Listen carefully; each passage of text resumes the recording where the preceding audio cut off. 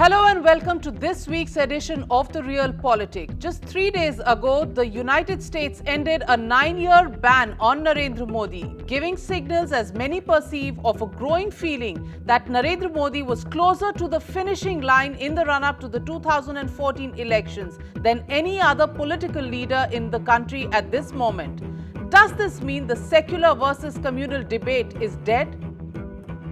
After a 9-year ban on Modi's visa, the US took the first step to end the deadlock, a move that evoked sharp reaction from none other than the Minister for External Affairs. The move clearly had the BJP smug and satisfied. But it's not just about the US endorsement. Popularity ratings of Modi have raced past Rahul Gandhi consistently for months now. It will now be the test on whether Modi can get alliance partners to bridge the gap that will determine on who wears the crown. The question that we are asking tonight is, with the US breaking ice with Narendra Modi, is it another recognition of the fact that it is advantage Modi in the elections of 2014? And joining us this evening is senior lawyer and spokesperson of the Congress Party, Dr. Abhishek Manu Singhvi. Also joining us from the BJP is Vice President and spokesperson of the BJP, Smriti Irani. The first question, let's get down to the brass tacks, Dr. Singhvi. Is it true now that with 9 years of ban that the US had imposed on Narendra Modi, with that ending, there is a growing feeling even internationally now that Narendra Modi is at an advantageous position in the fight of Rahul Gandhi versus Narendra Modi? It's advantage Narendra Modi for now? Navika, I hope you realize the very larger dimension of the question you are raising, and there are several facets to your question, the answer to which I am now giving. First and foremost, Navika, it would be pitiable if the outcome of national elections in the world's largest democracy is dependent on US recognition, validation or lack of it. Secondly, the US appears to have made just a few days ago a categorical distinction between travel to US and visa on the one hand and meeting chief ministers of Indian states for investments, commercial, economic purposes on the other hand. And they've made and maintained that distinction in an official communique from the US. Third and most important, Navika, this is according to me a complete non-issue. Mr. Modi, so long as he is not held legally guilty by a conviction, cannot be presumed legally guilty by the fact that the US does not allow him a visa. Conversely, Mr. Modi, by the fact that the US does give him a visa or the ambassador does meet him, will never be able to wash out the moral, the larger, the perceptional stigma which attaches to him as the head under whose watch 2002 occurred. So you And admit, can I just complete one minute, half a minute more, half a second more, just half a minute more, please. You admit now, that the legal position, of course, okay, complete absolutely. Your point. It has never been our case that Mr. Modi is legally convicted. Equally, it is never cannot be anybody's case that the fact that somebody recognizes him will wash off something which is assumed, which is perceived, which is seen as a stigma with him. No, who can say that he's been legally convicted? Now, last but not the least, it is also going to be a very sorry and sad state if every time a ambassador, whether of the European Union or the US meets him, either the BJP tom-toms it or the Congress deprecates it. It is a completely irrelevant point. The fact that the ambassador of a government meets the chief minister of a state for investment purposes, why should it at all lead, I ask myself, to a television program?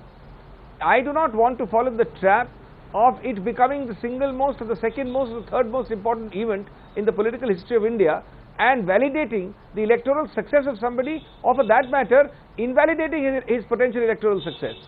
I think it's completely irrelevant to the discourse. But Dr. Singhvi, when it suits the Congress party, you use this entire argument of Narendra Modi not being allowed to get a visa to the Navika, US as a debatable point. This is the point. But when it suits you, the External Affairs Minister likens 2002 to the Holocaust, something Navika, that even the US has completely poo-pooed. Navika, this is the exact point you've made.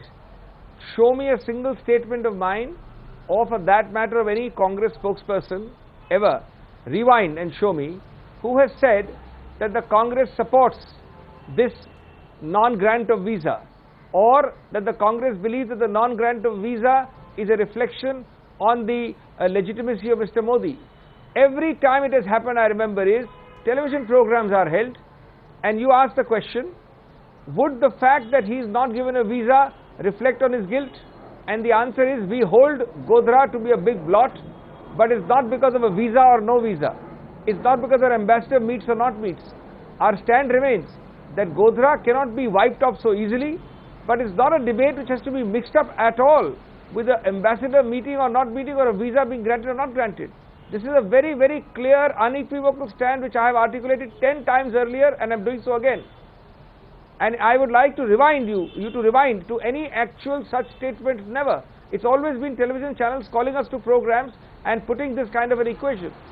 Smriti, let me draw you into the debate. Dr. Abhishek Manu Singhvi clearly says that visa has been a non-issue and the Congress itself has opposed it. Do you remember a time when the Congress has opposed with the US the fact that they were not giving a visa to Narendra Modi, and do you think this is a non-issue at this point in time? Well, the visa issue is something that the Congress has politically used, trying to politically take advantage of it by trying to belittle the Chief Minister of Gujarat publicly for their own political purposes and gains. And at that time, there was a national outcry that a constitutional head of state is being demeaned by the Congress party on an issue which is a non-issue apparently for the Congress now, given especially that Mr. Modi never applied for a visa.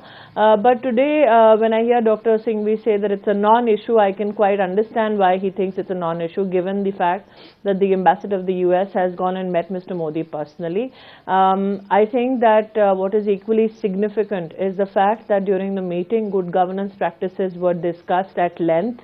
The Vajpayee legacy vis-a-vis the neighborhood was also discussed. Mr. Modi expressed his concern about the Devyani Khobragade issue.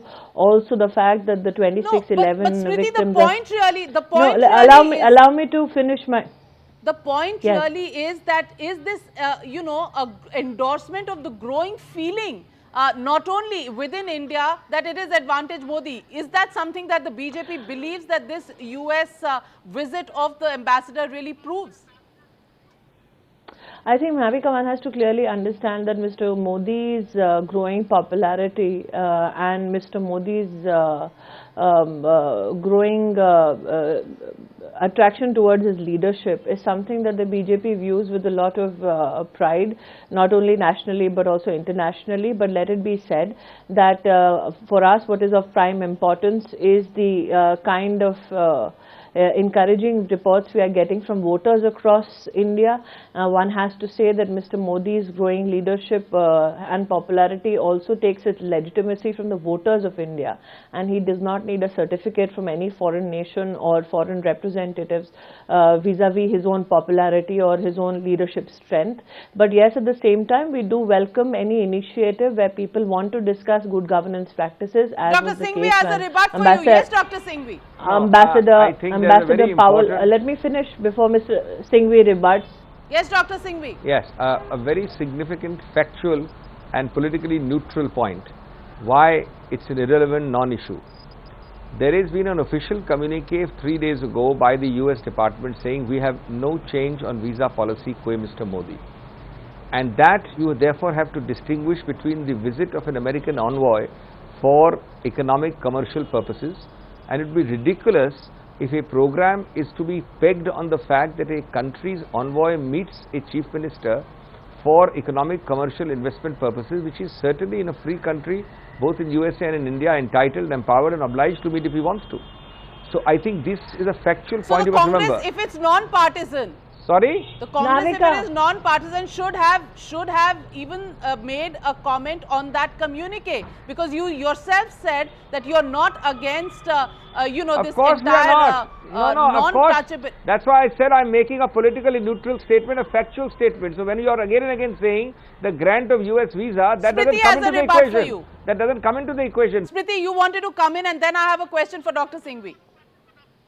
3 points I would like to make. Firstly, There was a time where Mr. Modi, his office were ridiculed, given the fact that the Congress party and its representatives publicly said that he has been quote unquote rejected by the US government, especially with regards to the visa issue. Dr. Singhvi says that there is a communique which says that the visa policy remains unchanged. Well, what is interesting to note is this, that Mr. Modi has not applied for a visa. Given that nobody has applied and approached for a visa, I don't very honestly, with all neutrality at my command, say I don't care whose policy is what, given that nobody has applied for a visa. This entire visa issue has been used by the Congress party to belittle a politically, constitutionally elected head of state, and today that political party has egg on its face. That is another fact that one needs to come to terms with. The only thing Dr. Singhvi and I possibly could agree on today on this show is that Narendra Modi or any political leader in my party takes their legitimacy vis-a-vis their own political stature in this country on the basis of the support of the voters of this nation. Dr. Singhvi, the real question is, it's not about whether the US ambassador meets Narendra Modi or not. The real question, you're right, we are not looking for any bolstering coming from across the borders. But what we are saying is that in the leadership battle, will you grant that in the Rahul Gandhi versus Narendra Modi race, Narendra Modi is ahead? That is the advantage that he enjoys at this point. Would you agree with that? First of all, let me tell you that you've clearly changed the discourse in your last question. Secondly, let me tell you that the only discourse remaining after the US clarification and after the fact that Mr. Modi has not applied for a visa, the only equation remaining can be that does the envoys meeting create some additional legitimacy for Mr. Modi. Therefore, that I say is a completely red herring. It's a non-issue. I repeat that, whether an envoy meets or not. Thirdly and most importantly, but the leadership issue is very much alive. 1 minute. If you bring in meeting of an envoy or indeed the meeting of several prominent personalities, then the larger issue arises. The fact that Mr. Modi has won 3 elections is equally undeniable. That should have wiped out the Godhra state in the second election he won itself. Why are you mixing up the two? There is a Godhra issue. That issue can't be wished away. It can't be wished away by Mr. Modi, it can't be wished away by the nation, it can't be wished away by anybody. You've won several elections since 1984, so why hasn't the 1984 blot gone away? But Smriti wants to come in at this point. Smriti, go on. No, my retort was based on 1984 and specifically the interview given by Rahul Gandhi to Times Now. There is the Congress Vice President publicly declaring that yes, congressmen were involved in the 1984 riots. What more does Dr. Singhvi want? You have a certification from the Congress Vice President.